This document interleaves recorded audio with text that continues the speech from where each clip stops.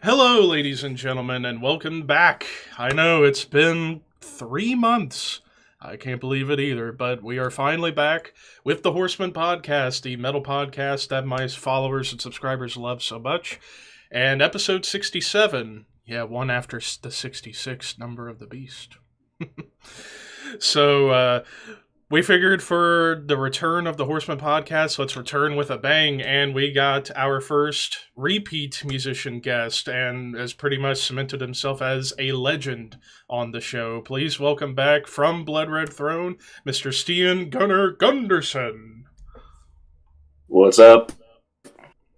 Not much, and yeah, we were just talking a little bit ago, right before we went live, that BRT is back on the road and killing it live. And congratulations on going back to playing live shows again. Thank you very much. Thank you very much. So, for everybody that's watching, how have those shows been for you guys? Does it feel a little like kind of like cathartic? You have like relief that yes, we're finally able to play in front of people again and showcase our talents to people in person once more. Well, it's been really great. Very much fun. Traveling again after 2 years of nothing. So been to some cool festivals and met a lot of cool people. So it's been a lot of fun. We did Netherlands Death Fest. That was pretty awesome because basically my entire record collection played there. So yeah, well, it was very fun. Absolutely, and hell's... Yeah. Oh, go ahead. I was just going to bring up a little funny thing, but continue. No, bring the funny thing. Bring the funny thing. So, funny enough, my pals over at the Thralls of Metal YouTube channel, who are currently out at Maryland Death Fest right now, it's like, man, if only I had the funds, I would be down there to see, not only hang out with those guys, but also see so many killer bands like Mortician and Necrophobic and the Cavalera Brothers. Like, one day, though. One day, I'm going to make it. Maryland Death Fest is sick. That lineup is mind-blowing. And it's a shame that this year might end up being the last one they end up doing. Which I've heard, and the same thing about the Netherlands Death Fest. I think it's the same guy organizing all of them, and from what I've heard, it might be the last. But hey, at least new festivals over here stateside are coming up. Like hell, the guys at Thralls are helping to promote the new Denver Death Fest coming late September, which I gotta give my congrats to my buddies from right here in Ohio for actually putting that festival together and putting together a lineup, and that should be a kick-ass time. So, gotta give my congrats to my buddies over there. But real quick before we get started, so during since Imperial Congregation has come out, has there been any new writing going on for an upcoming Blood Red Throne album? Or any ideas being poked? Yeah, I've heard one riff. Just one. It's the one. It's the money riff. No, but I think Daniel, who's the main composer, he has like this thing going on where he has like on his computer, he has his riff archive. So whenever he comes up with a cool riff, he'll just record it right away, and then he can go through the sacred archive of all the riffs and just pick it and then glue them together and get a cool death metal song. So I'm sure whenever he just gets started and in the zone again, there will be a new album in no time. We are one of those death metal bands that put out a record every other year ish. Maybe there will be 3 years. So every 2-3 years. That's a good routine. That is a good routine. Gives you time to play and then to also come up with the good stuff. Yeah, so my guess is probably next year or the year after. Definitely within 2024 there will be another Blood Red album. Hell yeah. Just my guess. Yeah, just a good estimation. And also being on Nuclear Blast, that is so huge, because that's one of my favorite labels. Because, I mean, hell, like, if I were to take a gander with everything I've got so far, I mean, and since you've been on the show last, new shelf, and it's doubled since. Yeah. I would say about a good eighth of my collection is Nuclear Blast releases, just because they just know how to pick up the best of the best. And even the new label that the original founder is creating, Atomic Fire, even they're really killing it now already in just a year, with getting Meshuggah and Opeth and Amorphous among so many others that were on Nuclear Blast. So it's like the brother and sister kind of thing. And luckily you're with the brother, the big brother. I'm with the brother.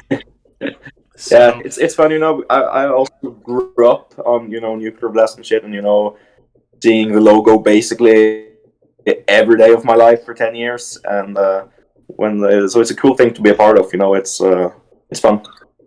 Yeah, part of a long history of classic stuff for sure.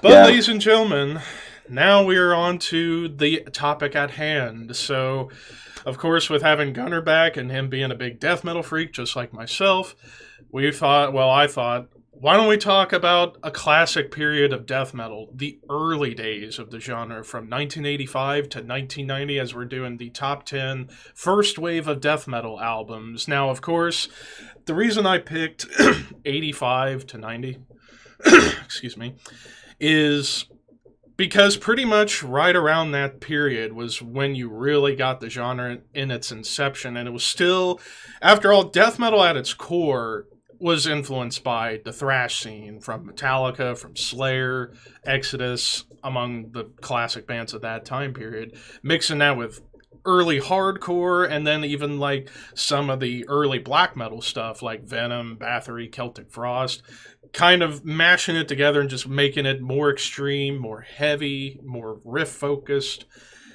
But in the early days, it was still very much thrash forward for the most part, give or take, depending on the band. It wasn't until around 90 and 91 where you really started to get death metal at its core, where you got less of the thrash, give or take, more of the mid-tempo and more about groove and bringing in even the early technical edge to it. And even melody, like even depending on the band, you get little hints of melody. Not quite in the sense of like mellow death, but just like little hints of melody that definitely can drive you forward musically. So 85 to 90, an interesting period for the early days of the genre, because you get the founding fathers and you really kind of get to hear, especially with a couple of albums we're going to be talking about later, that really created what we know for sure as this lovable, huggable genre called death metal. So, figured before we get into the actual top 10, figured we'd maybe go through some honorable mentions, because this list was difficult, because even during this time period where not a whole lot was going on, at least on the bigger, broader spectrum, but there was some great albums that just barely missed the cut that I wanted to give a little bit of shine to real quick. So I actually have 6 honorable mentions on the list. So actually 2 of them I don't have on CD yet, so I'll just go ahead and go through them right now, and that's Necrophagia, Season of the Dead, 1987, and one of the few big death metal bands from right here in my home state of Ohio, and they were considered an early forgotten founding father, because really when you look at the entire death metal history, especially at this time, Necrophagia tends to get very forgotten about, and it is kind of a shame, because they were going pretty much around the same time as the Florida bands like Death and Morbid Angel and Executioner, later on Obituary. And they were able to take a bit of the thrash influence coming out at the time, but create something of their own. And especially the vocals, unlike a lot of death metal vocals, like this has, like Killjoy, may he rest in peace, had this like gross delivery where he kind of sounded like a possessed demonic zombie. I would always say. Oh, we'll get Gunnar back in just a second. Yeah, we've been technical difficulties, ladies and gentlemen. I always say the show wouldn't be what it is without technical difficulties. I expect it every time, and it's usually on my end, but it's okay. And you're back. Nice pose. Like, ooh. Like, stay. I'm back. I hope so, because all of a sudden, like, your voice turned into this, like, possessed demon Lovecraftian horror shit here, and it was too scary for me to handle, so I thought that maybe and call again. That's hilarious. I think that's the first time we've run into something like that on this show over the 4 years we've been doing this show. That's funny. I wish I could have heard it. I probably would piss myself laughing. Yeah, because for the entertainment purposes, I hope that got recorded and that's what the audience heard, because that was really some evil stuff. And I didn't even have to go like this and really go for it, but there you go. But to finish up on Necrophagia, yeah, being an early progenitor of this style from right here in Ohio, my home state, and yeah, they get very forgotten about, and it's a shame. Of course, they would get a little more famous in the late 90s when Phil Anselmo from Pantera played guitar for them for a little while.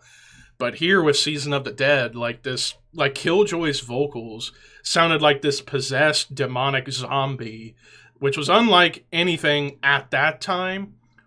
And yeah, songs like Ancient Slumber or Killer, because you start off with that like Lovecraftian ambient beginning before you build up to this big riff, and then it gets really, really thrashy. But yeah, Necrophagia, Season of the Dead.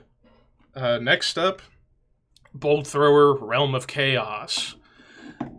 Bolt Thrower, absolutely love them. The only reason I don't have that CD is because I've been slowly working my way to getting Bolt Thrower. Like, so far I got pretty much their three best, like War Master, Fourth Crusade, and For Victory. But Realm of Chaos, I would make the argument that in terms of what might be the heaviest album of this period, it would probably be this one, because that guitar tone is so monstrous. Like, I couldn't believe it, like, especially on the song Through the Eyes of Terror. That opening riff, just absolutely disgusting and badass. And of course the title track, World Eater. And yeah, still grindcore in certain spots, but this was really where you heard their forward push to what they would eventually do on their masterpieces, War Master and Fourth Crusade and For Victory. Now to the CDs that I actually have in the honorable mentions. First off, and that is Atheist Piece of Time. Absolutely love the early Atheist stuff. Kind of like tech death before tech death became a thing. Like, they were maybe a little ahead of their time, because imagine if they had done this album when tech death exploded in like 93, 94. I mean, they were still seen as juggernauts, but they probably would have been bigger juggernauts had they waited until when tech death really became a true phenomenon. Then, like, I mean, this album, and even like in 91, Unquestionable Presence are heralded as like massive influences on bands like Necrophagist, Obscura, even Cryptopsy, among so many others. But yeah, Piece of Time, I still love the thrashy influence that it shows, like in songs like Unholy War, the title track, Beyond. And of course, with Gunnar being a bass player, the late great Roger Patterson laying down some insane parts on this album and gone way, way too soon. Arguably one of the top 10 greatest bass players in not just death metal, but metal as a whole, because he was just so innovative of what he did. Next up, an early Swedish death metal contributor, Carnage, Dark Recollections, which I would argue in terms of what is the most underrated one out of my list, it would be this one, because, I mean, after all, it's the early works of one Michael Amott right before he went to Carcass. And it's kind of funny going through the backstory of this album. It was basically like the early demo stuff with some Dismember demos reworked, because after all, like 3/5 of the members were from Dismember, and they just put together what I would consider the evil, uglier brother of another album that I'm going to be talking about much later. But yeah, Dark Recollections by Carnage. You ready for some controversy, people? Because this album has been long debated as to what the hell it actually is. Is it death metal? Is it thrash? Is it early black metal? I would argue it's a hybrid of all three. Sepultura, Morbid Visions. 1986, the Cavalier brothers are just still high school kids, and they pump out some of the most evil sounding shit in 1986, up there with like Rain and Blood, Pleasure to Kill. And yeah, production not the greatest, but then again they're kids, but I love it for that raw, gritty sound, because it just added so much character, especially on the title track, Troops of Doom, War, Show Me the Wrath. Top to bottom, very raw and gritty, but really, really fun. And I bet I went to Demon Voice again. That's oh my lord. My voice has gone crazy.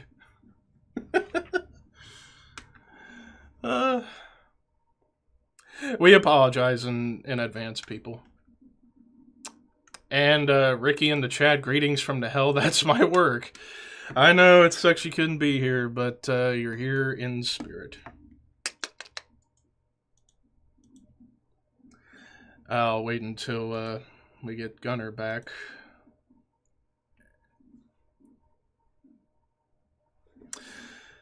Oh, did my voice go absolutely insane again? Oh. Hey. The old sideways cam. Sideways head, ladies and gentlemen. Yeah. You got all possessed again. I think I heard like 10%.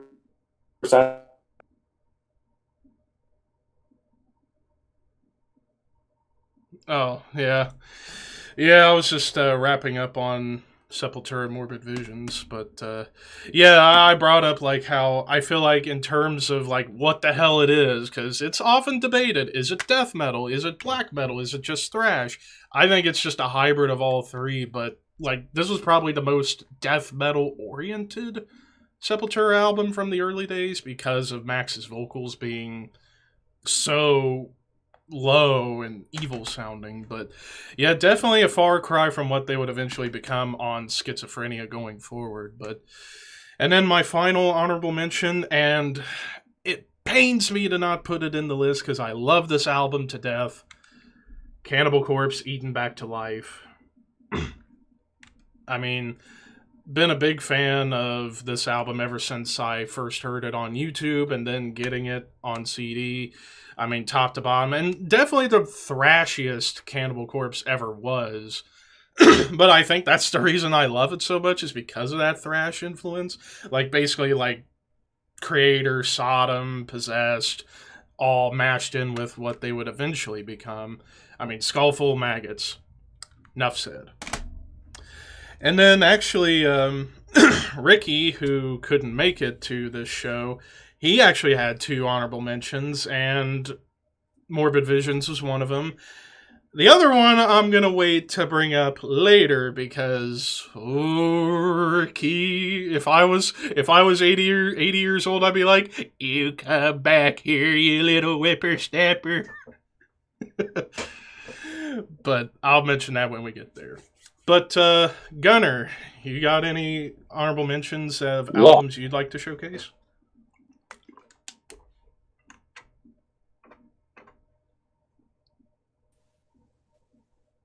I don't think about any honorable mentions, but if I had to choose one, it probably had to be Possessed, Some Churches, because I didn't put in my list. Yeah. Absolutely. Well, I guess... oh, hang on. There we go. Alright, so... Well, why don't we get down to the nitty-gritty, the actual top 10s. So, I'll start with talking of... well, actually, funny enough... Ricky's number 10 is my number 9, and I'll bring that up when we get to my number 9. But, Gunnar, what do you have as your number 10?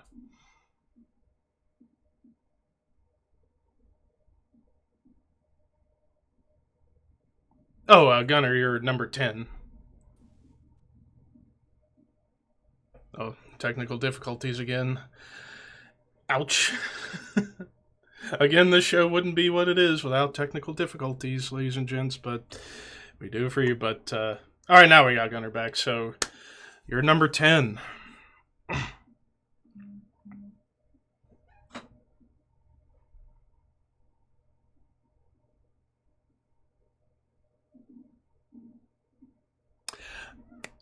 Aha! That was the one I forgot, and I added it to my list last second. Yes. For my list? Yep. Oh, number 10. Yep. I think there might have been a delay there. Alright, I'll give it just a second and see if it catches back up. I think we're good now. Alright, so now that we got Gunnar's number 10. That's funny you brought that up because actually that's my tie on my list. So I'll go ahead and grab those. You have tied at my number 10. Yep, Napalm Death, Harmony, Corruption. I mean, I've talked about this before in a previous episode where I fell in love with this album while I was in high school, like junior, senior year of high school, where I went through a phase where I would listen to nothing but this album. And I just grew to love it. I mean, Suffer the Children alone is insane. And talk about a far cry from where they were just before this with Scum and From Enslavement to Obliteration, the founding albums for Grind. Then they decided to go death metal and made one of my personal favorites. And then going along in that tie at number 10, Dsi Deicide. I've been a big fan of this album. While Deicide is a band I've never been the biggest fan of, I will admit they have quite a few amazing albums. This is my personal favorite. Because after all, in terms of like what's the most memorable Deicide album, it would be this, but in terms of like what would you say is the most extreme, that would come 2 years later with Legion, but that was 1992. With 1990 with this first album. And I love that the thing I always liked about this album is Glenn Benton doing his vocal layerings where you get like this weird production with him doing the really low stuff and then doing like the black metal scream. So you get this like almost blackened feel to it.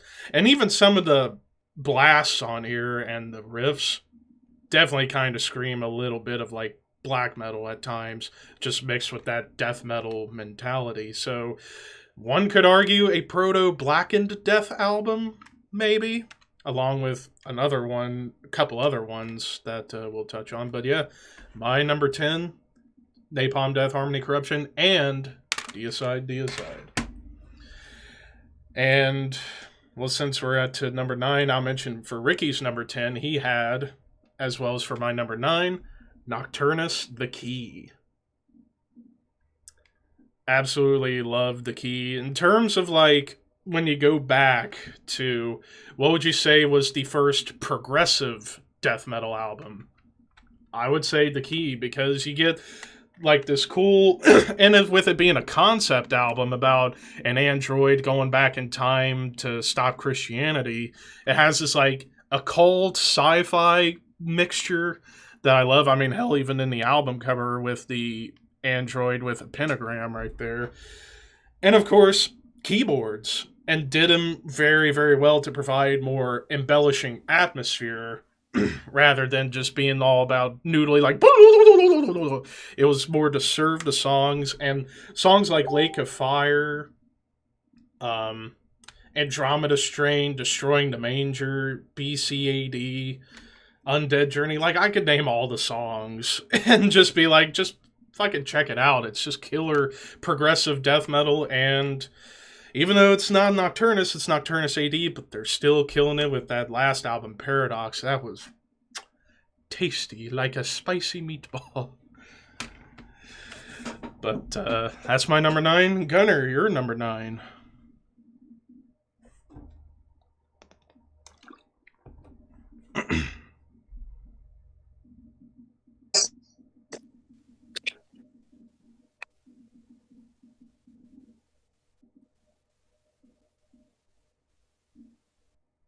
Oh, I couldn't hear you for a second, and my camera just spazzed. There we go.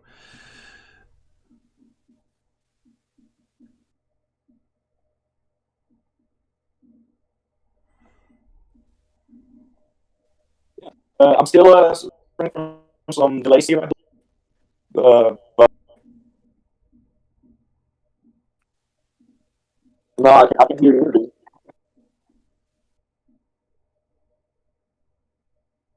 Next up is let's see here. Yes, Atheist. Yeah, that was one of your honorable mentions. One of the first bands like experiment with death metal and show that it could be something else than just like the usual stuff. It could be Space Metal, Genesi, and of course Roger Patterson on bass here. Amazing, one of my all-time favorite albums. This one and Unquestionable Presence. So I just had to put this in my list. Yeah, that's an amazing album. May you rest in peace, Roger. Dearly missed. Rest in peace, brother. Yeah. Absolutely. Yeah, I mean, and he even wrote all the bass parts for Unquestionable Presence, and even with Tony Choi, who's just as good, coming in and nailing those parts, that's like killer. That's so killer. Yeah. Now on to number 8. Ricky had Deicide as his number 8. My number 8 was Carcass, Symphonies of Sickness. I mean, Carcass, what more can be said about Carcass that hasn't been said already? I mean, pioneering so much. Gore grind, death metal, melodic death metal. And here, this was still kind of in the gore grind phase, but definitely a more forward push to death metal. Like, I would argue this album's like 80% death metal, 20% gore grind, because you still get that raw, gritty production, despite it done by Colin Richardson, who does a remarkable job. But yeah, talk about a complete, like, I would say in terms of like the biggest quantum leap in terms of sound and style from one album to another in this early period, it would be here, because you listen to Reek, awful production, but that was because of circumstance, and they had to make the best of a bad situation.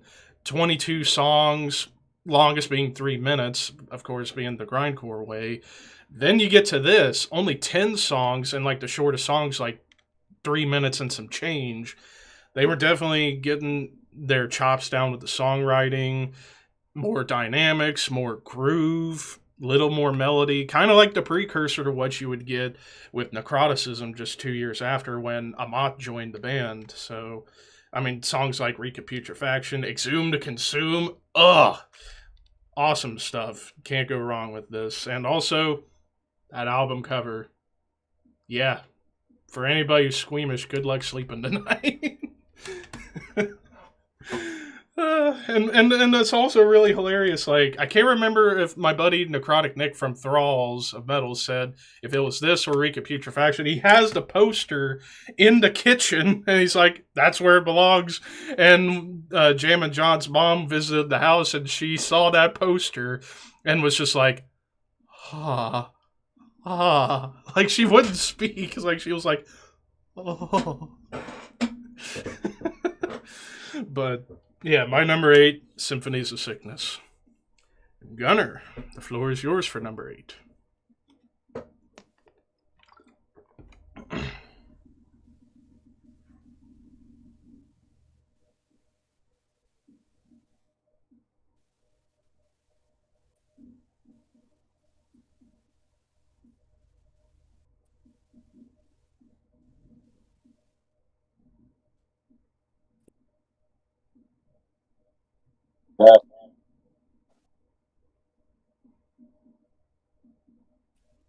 First of all, Carcass.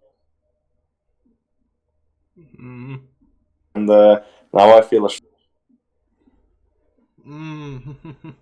I was like, sort of in between. Is it like death metal enough for the... But well, we can't.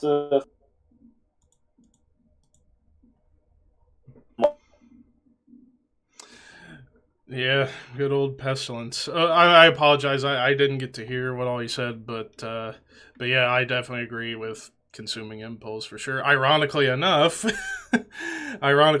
well, real quick, Ricky's number 7 was Obituary Cause of Death. I will definitely be talking about that later, but funny you bring up Consuming Impulse, Gunner, because that's my number 7. How appropriate you segued into that for me. So I love when that happens. Yeah, Consuming Impulse, and yeah, I got the Hammerheart reissue that also has the alternate cover. But yeah, I mean, probably like what you was saying. Yeah, just the thing that I love the most about this album, not just for that early thrash influence, but the great Martin Van Drunen, one of the best vocalists of all time in the genre. And absolutely, like, and it's kind of funny and kind of similar to Carcass in terms of like a huge quantum leap in sound and style. Like Malleus Maleficarum, I love that album. Definitely more of a thrash album for sure, with death metal moments, so to speak. Because like Martin's vocals definitely felt more akin to someone like a Max Cavalera, or even like the vocalist from Infernal Majesty, I forget his name. Definitely more of that thrash bark, but able to do some high notes that I would have loved to have heard him here on this. But here, you get the Martin Van Drunen vocal style that you've become accustomed to through this and his years in Asphyx, among many other projects. And yeah, songs like Out of the Body, Chronic Infection, Dehydrated, like just gross, catchy fun this album is. And I love the production on here. It's raw and gritty, but you can hear it all. One of my favorites. I definitely agree. Now on to number 6. Yeah. Ooh, we're getting evil up in here with number 6. Funny enough, Ricky and I both have the same number 6, and that is Severed Survival, Autopsy. I mean, Autopsy, again, kind of like Carcass. What more can be said about Autopsy that hasn't been said already? Arguably a pioneer in death doom, more particularly on Mental Funeral. But like here, you definitely get moments of doom, but this is definitely more straight up death metal. Charred Remains, I mean, there's that classic clip from Metal Headbanger's Journey where Sam Dunn reads the lyrics of that song, thinking, this is some of the most brutal, extreme stuff I've ever heard. How in the hell does anybody do that? Other songs like Gasping for Air, Ridden with Disease, the title track. I love that mid-section where it gets really groovy. And it's crazy. Chris Ryford, right after he done Scream Bloody Gore from Death, and after not being able to move to Florida with Chuck, decided, you know what? I got this album under my belt. Wonder what would happen if I created this sound myself. And lo and behold, 2 years later, you get this classic. And I even love both of the album covers, like the Zombie Surgeons and the original cover. And one of the best for sure, no doubt. Not my favorite Autopsy album. It's a very close second. I've been a bigger fan of Mental Funeral, but of course, 1991, 1989 here, but still very, very huge in that scene. One of my faves. Number 6 for Gunner.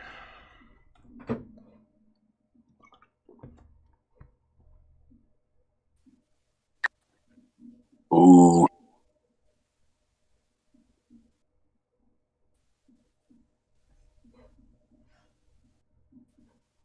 We all have. Yes. That's sweet.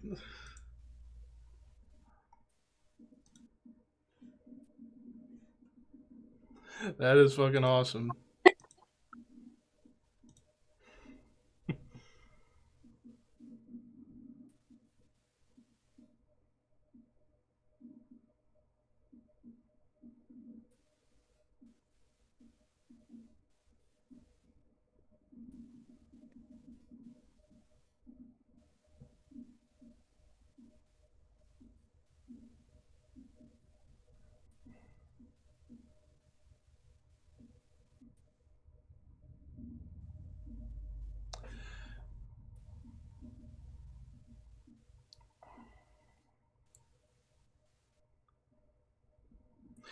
And again, apologies for the technical difficulties there. Actually, while that's on my mind, let me real quick. I'm gonna reset the call, and we will be right back. I want to see if maybe if I end the call and then set back up, it will fix the problem. So we will be right back.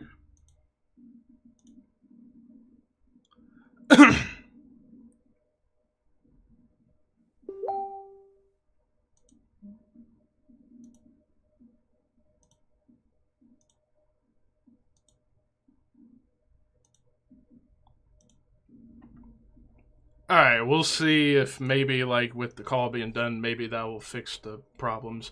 Yeah, like I said for the audience, yeah, we apologize. Sometimes Discord can be a pain, or internet can be a pain. It it happens, but hey, we pull through for you guys, and that's what we can do. All right, let's see if we got Gunner back. I still can't hear you. It's like the mic's muted or something. It's weird. It's weird. Oh, hang on, let me double check.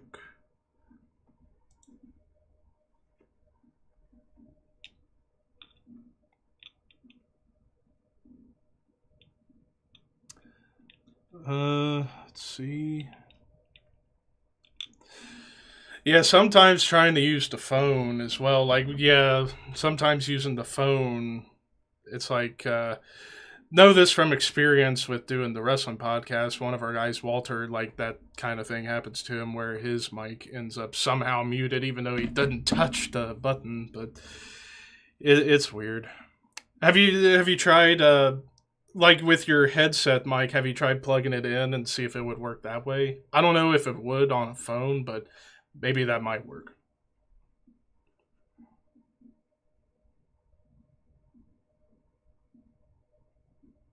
Nah, I still can't hear you. Nah, still can't hear you.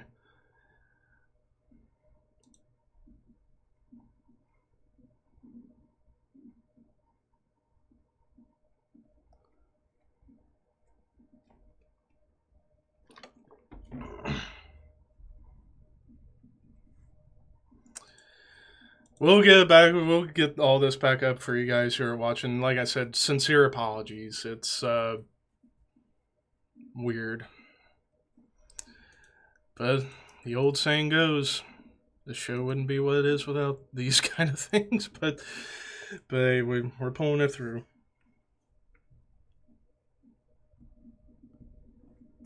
But in the meantime, while we're working on all this, quick shout outs to people in the chat. Ricky, Mean Metal Mike, how's it going? Yeah, the curse is still alive, even after 3 months. I know, Ricky, it's... oh,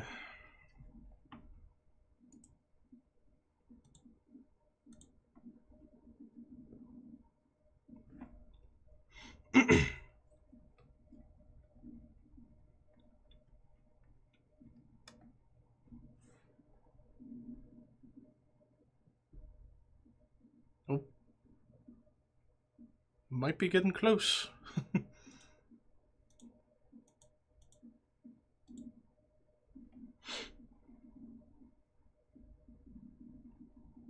I think what he might be trying to do might be getting the internet reset and such. Alright, we got him back.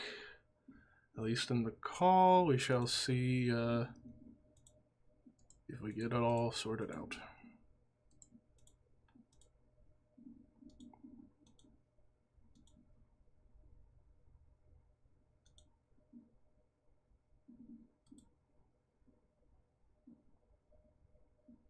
Hello? There we go.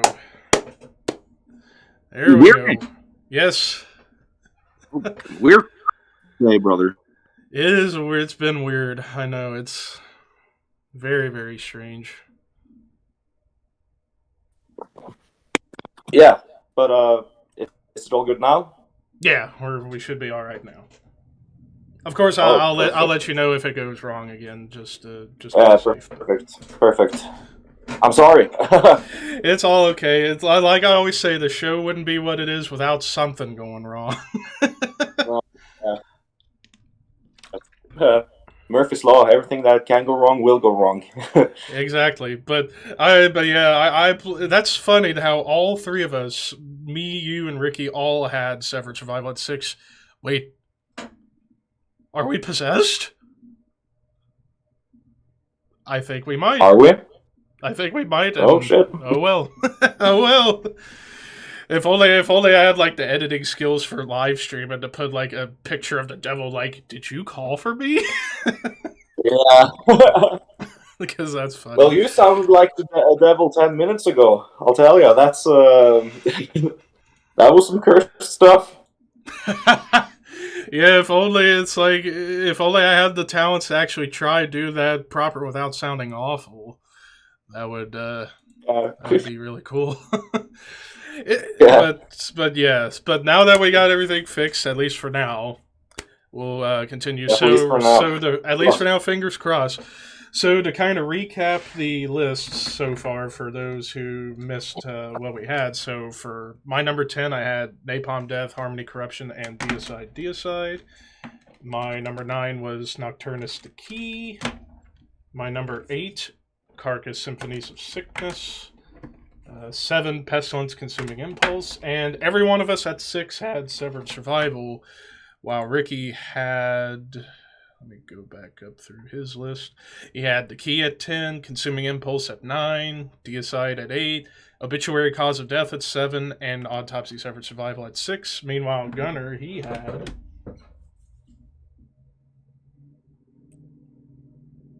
I had Harmony Corruption, Atheist, Piece of Time, Consuming Impulse, and Autopsy Severed Survival at 6th. So now into the top 5, what many of us would consider the greatest of the greatest during this era for different reasons or another. Funny enough, again, Ricky, get the fuck out of my brain. My number 5 is his number 5 as well, and Gunner, I believe, had it in his honorable mentions. One that people would argue the first death metal album, Possessed 7 Churches. I mean, there's a song on there called Death Metal. Yeah, I mean, and kind of going back to when I was talking about with Napalm Death, there was a period in high school where I would listen to nothing but this album. During school, by the way, like in high school, I would be in the library and I would just be on the computer playing random computer games, but in the background, I would have stuff like this, and Napalm, and Metallica, and Slayer, playing the whole way through, along with a couple of my metalhead buddies who I haven't seen in years here in my local area. But, yeah, 7 Churches. Now, I've had my opinions about the album. Amazing. Definitely kind of like the proto-death metal, or first real death metal album, because still very thrashy. Like you could look at this from today's scope as like the first death thrash album, where you got like kind of a hybrid of the two, because it's very thrash forward, after all, coming from the classic Bay Area thrash scene, along with Metallica, Exodus, Testament, Death Angel, among so many others. So they had some pretty big peers, but definitely crafting something of their own. Kind of like, I always looked at this album as like, what would happen if Venom and Slayer had a satanic child? And this was it.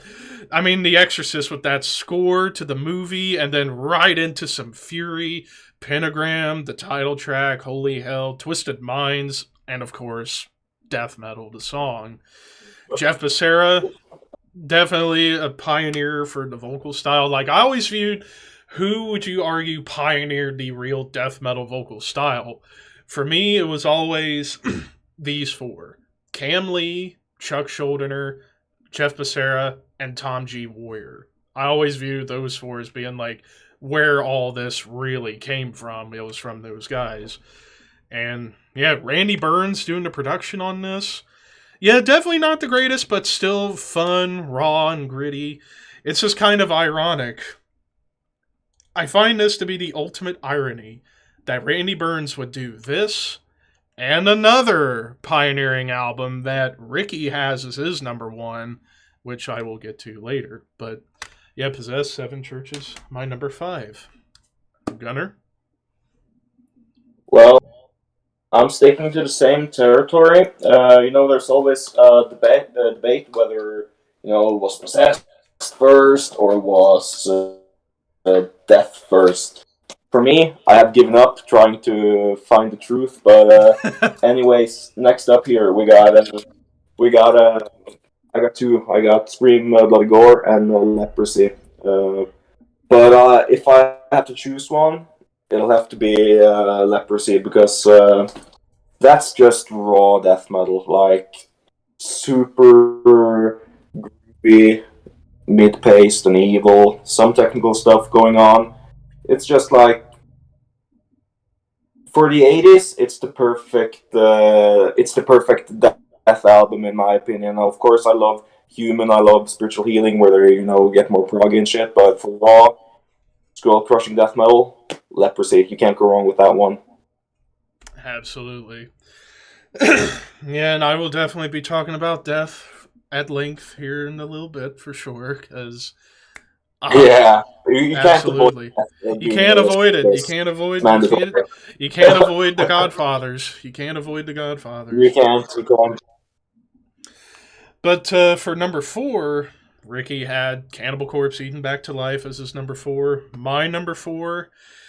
This is where the list got extremely difficult, because these next 4 albums, not only for me the best of this era, but maybe the best of all time in the genre, because they all delivered something unique to the table for different reasons or another, or similar reasons. My number 4, Ricky had as his number 7, Obituary, Cause of Death.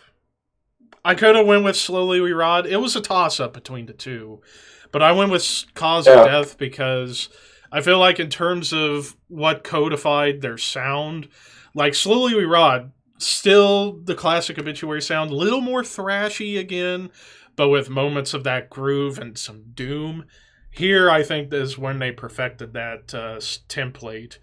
And also getting a little heavier in the guitars. And James Murphy coming in on leads was a huge, huge move. I mean, songs like Infected, Body Bag, the title track Turned Inside Out. But the big highlight for me, their amazing cover of Celtic Frost, Circle of the Tyrants.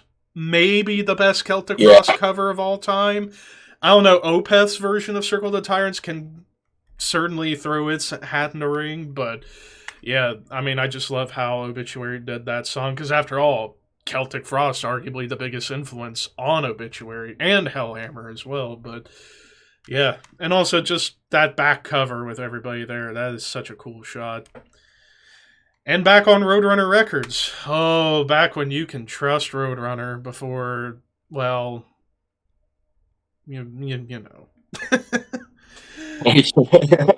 But yeah, I've just been in love with this album ever since, again, high school. It always makes my rotation at least once a year on my computer or on players and such. But yeah, Cause of Death. Gunner, your number 4. You're making things are getting difficult here. I have because I realized I brought more than 10 records, so I have to figure out bundle what to them choose together from. and figure out what to Oh shit! Well, I also have. I haven't made up my mind, but since you're going with Cause of Death, I think we need to talk about Slowly We Rot. Yes. Because what a filthy record, my man. It's so so heavy, you know, with when they go slow and like that. One of the first like death metal bands that I heard that was like on the doomier side, of course, without being doom death metal, of course, but it's. Right. I remember hearing this, and you know the vocals. His vocals are so cool on this one, and I would like to a standout track for me on this one is "Till Death." That's one of my favorite Obituary tracks of all time. Yeah. Cool mid-paced death John metal. Tardy is the fucking man for sure. Like, Yeah, hell, and if he I doesn't were have- to, yeah, if I were to rank the top 5 greatest death metal vocalists, he would be definitely in the hunt, like number 2, number 1, because he's just so good. Yeah, and I think it's so cool that there aren't any lyrics on that album. It's just Not a whole lot. It's just Not a whole making lot. sound. Yeah. Well, there might be Yeah. sound, but most of it is just like that. Yeah, the yeah. Killer death metal. And the first album Scott Burns produced on his own. Yeah, so that's a huge oh shit, mark. we're getting into history here. History Yes, lessons. we are. Absolutely. Take note, kids. There will be a test at the end of this. Yeah. So now into the top 3, and given how influential this next album was, it kind of pained me to put it at number 3. I could have put it at 2, but I'll get to my reasoning here in a moment. But my number 3, I brought up earlier with Carnage, how it was like the uglier, nastier brother of a particular album. Well, here is that album, Entombed, Left Hand Path. I mean, we go back through the history of Entombed, even back when they were Nihilist, when you had LG, Alex, Nick, Ufe, and Johnny, who would later be in Unleashed. Even back then with Nihilist, they were creating a buzz with taking what was happening here stateside with death metal, but throwing in more of that punk hardcore influence from Discharge in particular, and kind of be like, let's make some nasty, dirty, gritty sounding stuff. And then even after Nihilist was done, and then we get Entombed, and then we get the Pioneer. This is like this was like Leprosy for the Swedish scene. Like, whereas Leprosy pretty much helped take everything off in Tampa, this to help kick things off in the Stockholm scene. I mean, the title track, one of the greatest death metal songs of all time. Drowned, Abnormally Deceased, I really love that. Supposed to Rot, Bitter Loss. Even in the early days, little hints of clean vocals, like LG doing a couple of clean lines, which, man, they were already thinking ahead of the game, because not too long after this, you would get like Edge of Sanity and early Fear Factory kind of pioneering the whole growl-sing dynamic. And just in that one moment on Bitter Loss, really got that going. And also, one would make an argument that this would be like a proto-melodic death metal album, because there's some great melodies on here too that you would hear eventually Carcass and again Edge of Sanity at the gates kind of perfect in just the next couple of years. But yeah, all hail to the Left Hand Path, and we miss you so much, LG. So Good choice. Gunner. Good choice. So, Gunner, you're number 3. Oh, my number 3. Well, first of all, killer pick, my man. That's probably one of the most perfect albums ever to exist, in my opinion. Left Hand Path. Left Hand Path. My number 3. Going on with the Deicide. For me, Deicide is one of my favorite bands of all time because of the riffs, man. They're so groovy, it's so evil, and it gives me that, the stank face. I can listen to Deicide like this for 40 minutes. Yeah, Not my favorite Deicide album, but it's up there. It's up there. Mhm. So, but Absolutely. for this time period, for this era, this one is definitely in my top 3. So, yeah, I remember hearing Lunatics of God's Creation, the opening track, when I was like 14, and I stood in front of the mirror with the bass, and I had learned the song, and I was standing there and like mimicking the lyrics. I did that every day. So yeah, can't go wrong. Can't go wrong with Deicide. Absolutely. And well, Ricky's number 3 is my number 2. Again, this was really where it got difficult in terms of like Entombed and this album, kind of in the similar vein to Deicide, that evil sound, the real pioneer of the evil side of death metal. Just a year before Deicide, we get the almighty Altars of Madness, Morbid Angel. I mean, not just in the scope of all of death metal, but one of the greatest debuts in metal history. Like, this would be among like my top 20 best debuts of all time, top 10 even, because Morbid Angel, and funny enough, just the other day I did the Morbid Angel ranking video that, once again, I want to thank everybody who has been loving that video, like almost 1,000 views. I'm like, why are they all coming to me? What did I do? I'm just talking stuff. But yeah, Altars was my number 1 on Morbid Angel, and for good reason, because I mean, right out of the gate with that backwards intro to Immortal Rites, and then it just comes in swinging and punches you right in the face. Maze of Torment, Chapel of Ghouls, Blasphemy, I mean, top to bottom. I mean, and what a lineup. And like I even brought up in the Morbid Angel video back on Thursday, strange time considering Pete Sandoval had just come in and was also doing Terrorizer at this point, which I probably should have had World Downfall, at least honorable mentions, because for Death Grind, that was big.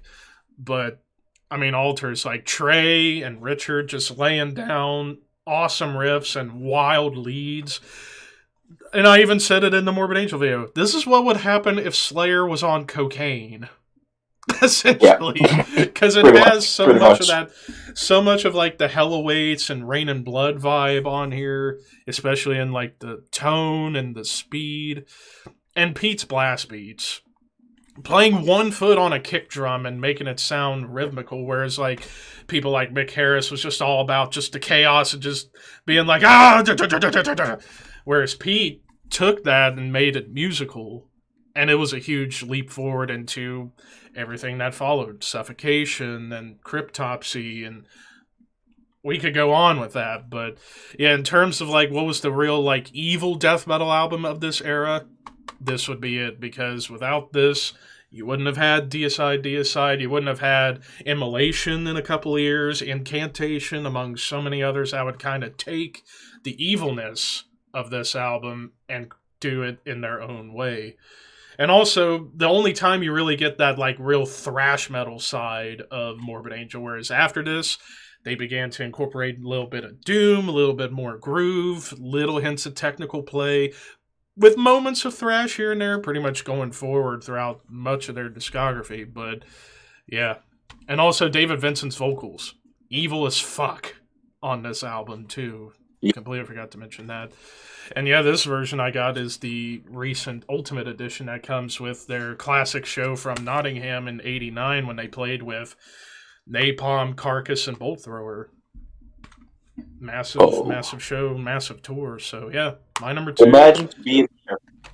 Yeah, imagine being, or at least being a fly on the wall for that whole entire night. That would have been like, wow, you're a part of history. Yep, definitely. But Gunner, you're number 2. Well, my number 2. I realize I have to abandon Cannibal Corpse here, which hurts so much because they are my favorite band ever. But for the level of the early death metal albums is so high, and for me, Cannibal Corpse didn't become Cannibal Corpse until the 90s. So I think it's fair to leave it for now and bring out. Let's see here. There we go. That's there. Sorry. For me, number 2, Left Hand Path. Crushing guitars, mass death. To summarize it, the HF2 pedal, the twisted vocals of LG, and the riffs, the atmosphere, not to mention the artwork by Dan Seagrave. So iconic, so perfect, just a journey to go through. It's just, I think it was last week I actually played this in its entirety, and it's every time delivers. Yeah, absolutely. And ironically enough, that was Ricky's number 2 as well, was Left Hand Path. Yeah, like I said, it was so close. I could have put Left Hand Path too, but yeah, Altars, I was like, it was hard. But now on to number 1. Ricky and I both have Death. He has Scream Bloody Gore, which I absolutely love, and going back to what I was talking about with Possessed, it's ironic Randy Burns did both of those albums, and talk about like a massive sound difference. Like Scream Bloody Gore, loved the sound of that. For me, my number 1, I talked about it brief, Leprosy. Pretty much everything you will hear in death metal will have moments from this album, like in all across the board. Like your death thrash, you get some of that on here. Your technical death metal, you get some of that here. Your progressive death metal, you get some of that here. Your melodic death metal, you get some of that here. Even blackened death, because there are some almost blackened tremolo moments on here too. Death doom, you even get little hints of it here. It's like basically oh, hang on. There we go. So basically, like, everything death metal became all stems from this album. Like, everybody that followed suit basically decided, you know what? Leprosy, that's the benchmark for everything to come. We gotta find ways to do what happened there, but do it in our own way and even push it forward a little bit, depending on the subgenre. Like, also, of course, the first one they did had Morrisound. Scott Burns just doing the mixing and engineering. You had Danny Johnson, who already was doing stuff with like Savatage and Nasty Savage, just in Florida in general, so good fit.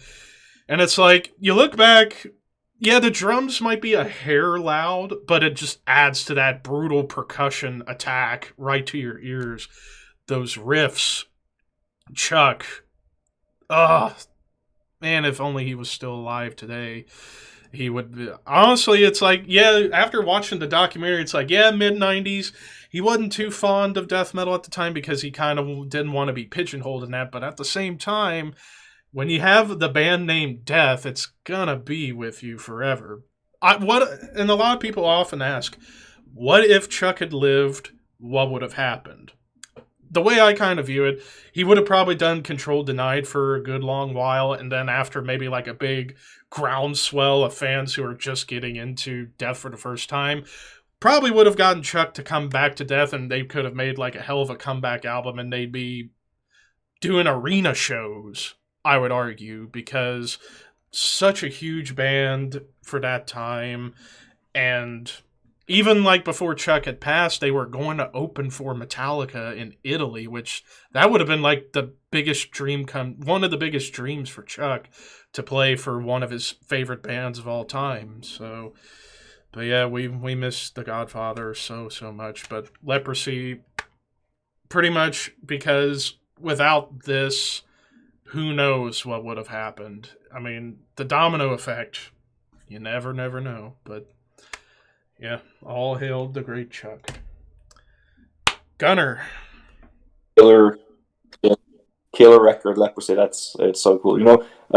We did a show in the Netherlands a couple of weeks back at this festival called Pitfest, and Grave was supposed to play, but their vocalist got sick, I believe, so they had to cancel. But the rest of the Grave guys went and played as Lords of Flesh, which is a death metal tribute band. So what they did, they asked like many of the other death metal band vocalists on the festival to come up and join them for covers. And the vocalist from a Dutch metal band called Graceless did pull the plug with Death from that album, and that was so sick to see live. That was really cool. That's probably the closest I will ever come to see Death live. I think that was really cool. Yeah. Just had to mention that because since we're on Leprosy. Absolutely. Mm. And even Ricky's actually going to be going to a Death to All show here in a little while, like in like a month. So yeah. He's going to get to see the closest to Death as well. So here you go. A little plug for you, pal. I forgot about Death to All. That's the thing. I forgot about that. But I have to check out them live too, if they come close. Absolutely. But your numero uno. Yeah, we're at number 1 now. Oh. Yeah. This is actually easy. Number 1 is always easy because there will always be that album that's just like here. It's the top 3, top 5. That's the difficult thing. Absolutely. But it even says it here on the hype sticker, dude. Finally, the ultimate death metal release, and I couldn't agree more. Again, Dan Seagrave cover art, evil as fuck as always, and